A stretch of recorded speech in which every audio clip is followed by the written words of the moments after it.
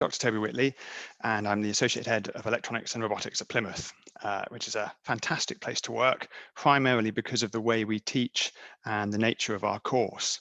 So we offer two main courses. One is Electrical and Electronic Engineering, which is a fairly general course, with the specialism coming in the final year when you start your final year project. We also have a robotics program, which is rather fantastic, primarily because we've been doing it for such a long time. We were one of the first universities in the UK to really start teaching robotics, and we have specific robotics modules and research going on alongside the program to support it. So unlike many other programs, which really are sort of an adjusted electrical, electronic, or mechanical engineering program, we have a robotics theme running through that course, and it increases as you move through the years. So you really get to use some of those skills and apply some hands-on robotics. Each course has two possibilities coming through it. One is the BEng program, which is a 3-year accredited course, and then the other is the 4-year MEng program, which has an extra year and takes you closer towards chartered engineer status. We also have MScs in both subjects. A lot of international students actually, rather than do an MEng, they prefer to do the BEng and then do MSc as an extra option because they simply prefer the two qualifications. It's a slight cultural thing, I think. In the UK, I think students tend to prefer the MEng as it sits better with our professional body. All of these courses come with an optional placement year, and we have been quite successful in placing our international students who have come into our second year or start in our first year onto placement opportunities with our companies. We have a very fantastic reputation with our commercial companies, and they often sponsor our final year projects.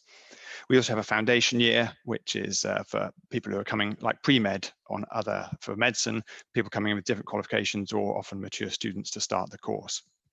All of our courses are fully accredited by our professional body, and I think we have an accreditation coming up in the next year, so we're just about to get reaccredited.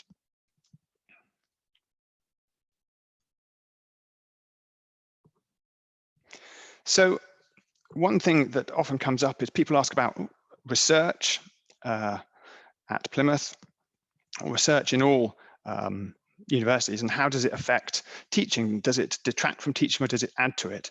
Plymouth, while we have a relatively small research groups in my department, we produce world-class output. And this really does feed directly into some of our modules and our degrees. They're passionate about their research, our lecturers, but it often ends up being taught in the modules, and students are very much involved in our research. So some of the key areas were things like robotics. Obviously, we have a lot of graphene research, which is tied into the medical side of things, and particularly renewables with solar cells, and of course the offshore renewable that is a big part of the civil and mechanical side of things. And obviously, being a bigger school, we're getting increased involvement in that in terms of robotics, the renewable side of it, the power side of it. So that's quite exciting.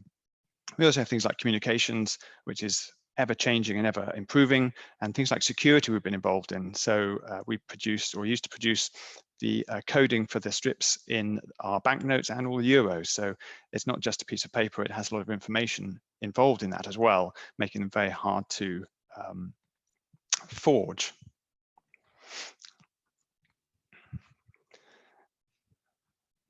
So how do we do that? How do we involve our students in our research? How does it feed so much into our course?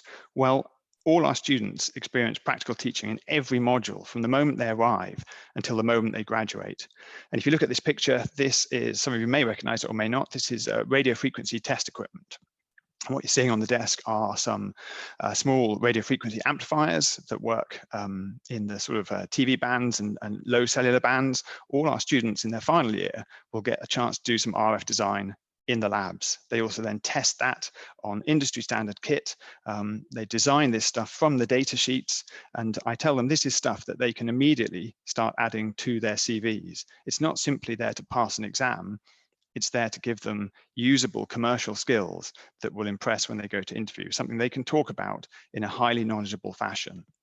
I've had several companies come for consultancy work with particularly things like this, and I can point out to them that my students able to do this, and it gives them a huge advantage in interviews, where not only are they personally confident because of the sort of time they spent at Plymouth, enjoying clubs, socializing, doing all those things that students do, but they have a professional confidence as well, knowing not only that they have passed the exams, but that they have the skills to back up those qualifications and pieces of paper.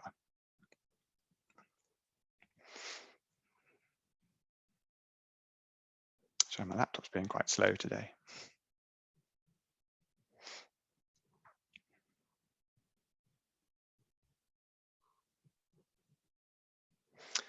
I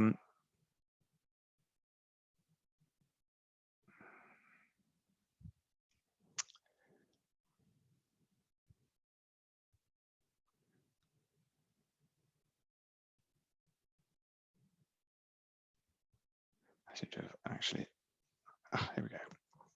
So these are some of the modules that, I'm back, don't worry. So these are some of the modules we have on the final year of our course for robotics and electronics. So we have things like machine vision and behavioral computing, which is obviously a key thing now, as Marco has mentioned, with driverless cars, image recognition, robotics. So the students get hands-on experience again, designing and doing machine vision to recognize colors, shapes, and other things like that. I've also mentioned that I teach high-speed communications, which covers some of the modern communication systems, as well as RF design to go on their CVs. Mobile and humanoid robotics is a very useful one, which talks about mobility with robots, and that's taught by, again, one of our robotics lecturers who leads research in that area. So he often involves the final year students in projects and also the groups of MN students in some of his research work, where they actually work over the summer driving forward some of his research. Another big one we do in the electronics department is design and control of renewable energy. And our current staff member is actually brought out on a commercial company at the moment that he started because they get 30% more power from a solar cell than anyone else. So that's being commercialized. But this feeds back into final year projects and the modules that are taught on this subject. And the students get to do exactly that. And many of them have gone on to jobs in industry where they apply that in sort of solar farms and other renewable areas. And obviously this ties in quite nicely with the power stuff we teach, again with the offshore renewable. And the other big thing in the final year is the final year project. So this really allows the students to specialize. I said we teach a general course on the electronic side of things. Robotics is our sort of one specialty, but the students can then choose the specific topic area they have an interest in. So there's two examples here. You can see that the one on the left is actually a virtual pen. So you hold it and you write in the air and the writing comes up on the screen. And the other one on the right there is an interactive game system. So you can use the skateboard there, and I think it drove a snowboarding game and you could interact with the game. So again, a lot of interaction there. This counts for a third of their final year credit. And again, it gives them an expertise when they come to interviews. And allows them to talk knowledgeably, and our students come across incredibly well. Frequently, they get the best jobs, they get the best placements. I just had an email from a student who's now working at the company he did his placement at, saying that they've had students from us as placement students for the last 5 or 6 years, and they're looking for them again. And almost every one of those has gone back to work at the company. So these are some of our final year projects. Bottom left is probably one of the best ones we've had in recent years, and it was a replica of the Mars rover built from scratch. So the solar cells were put together, the motors were designed and built, the chassis, everything was built by the student. You can see on the front it has machine vision incorporated into it. He had transferred from robotics to electronics because he thought there might be a bigger job market or more scope for jobs, but he then incorporated some of the robotics topics into his project. So the machine vision was there. You also had communication systems, I think 3 different bands controlled by 3 different microprocessors. Top right is an underwater vehicle designed by a student from Babcock, so that the underside of ships could be inspected when things like sonar were pinging, when you couldn't put divers in the water. And the bottom right is one of my favorites. It's a stabilized tool holder. In this case, it's holding a spoon. The student's father had developed Parkinson's, so he had shaking hands. And he designed this so that while a person's hand might shake, which could have a big effect on quality of life, you could plug the spoon in, and while your hand shook, the spoon would be held perfectly level. So it's a fantastic example of the sort of things our students can do. And this is why they're so desirable with industry. Another quick one, this is Jack Davis. He went to work for Allen and Heath. And again, we've had 5 or 6 students go to them. They designed the big mixing desks for concerts and recording studios. And he designed a hybrid amplifier using valves and MOSFETs. And again, it demonstrates why our students do so well in interviews and so well in finding jobs.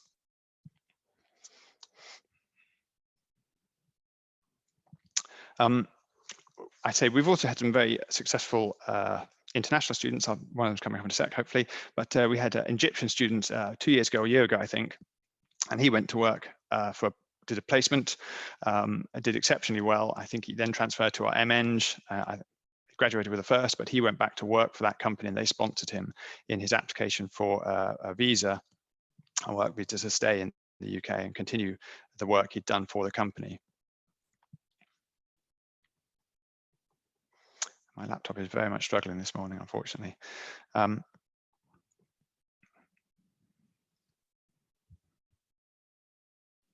Here we go. So the project finished with something called Project Open Day. We had, I think, our most successful one last year because we incorporated with the rest of the school. So we involved, we had mechanicals, civils. It was a huge event. I think us personally, I think we had close to 100 visitors, industrial visitors and other persons of interest come to see our student projects. Many of them came simply to employ graduates. Let's see, so we have many prizes on Project Open Day provided by commercial companies. Some of them are listed there. This young man came from Beihang College in China, and he's the one who did the virtual pen, and he won a number of prizes for that, for innovation and just fantastic design work. Giovanni down here, you can see, did a tactile and robotic hand, and this is Jane Sheard up here, and she was doing vision with robots for the robot football, because we've backed off the pace of that a little bit because they've gone up in scale. So our students go on to have a great deal of success. This is one of our students who started a company called Open Bionics. Have a look for that if you want to be inspired. He started the company. They've now brought out his hero robotic arm, a prosthetic for people who've lost limbs in the NHS in America, across Europe, and he's been hugely successful, as you can see by some of the awards he's won in the background there. This is the stuff you may have seen on the telly or the news. It's especially for children, and it's taken away the stigma of having prosthesis. Instead, they have Iron Man's arm or a Jedi arm, which suddenly makes them rather cool, rather than people feeling slightly sorry for them. Max Simmons, one of our electronics graduates, went on to work for the European Space Agency. He also had internships at CERN in Europe, and he's now gone to work for another big aerospace company involved in the space industry. And this all came because of his work with power systems and the solar cells that we did as part of our modules. And finally, this is David Goodyear. He took the work that I taught him, the RF design work and the radar work and the radio propagation work, and he got a job with British Antarctic Survey. Now, all of these jobs give you an indication of how desirable our students are. They're highly competitive, and yet our students were successful in every instance getting the jobs they wanted because of the degree they had at Plymouth and because of that practical experience. There's nothing better as a way of learning and remembering things than practically doing things yourself.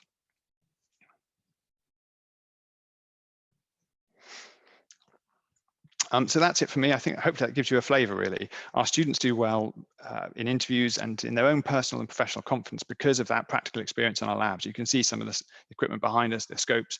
As Deborah mentioned, we've just had new equipment across one of our main labs, so it's all just recently updated. And despite the difficulties we're facing, we're still managing to do that practical teaching, albeit in smaller groups, and cycle through, so the students still have that opportunity to learn by doing. I'll leave it there. Thank you for your time. Apologies for the slight hiccup with my laptop. I shall stop sharing, and if you have any questions,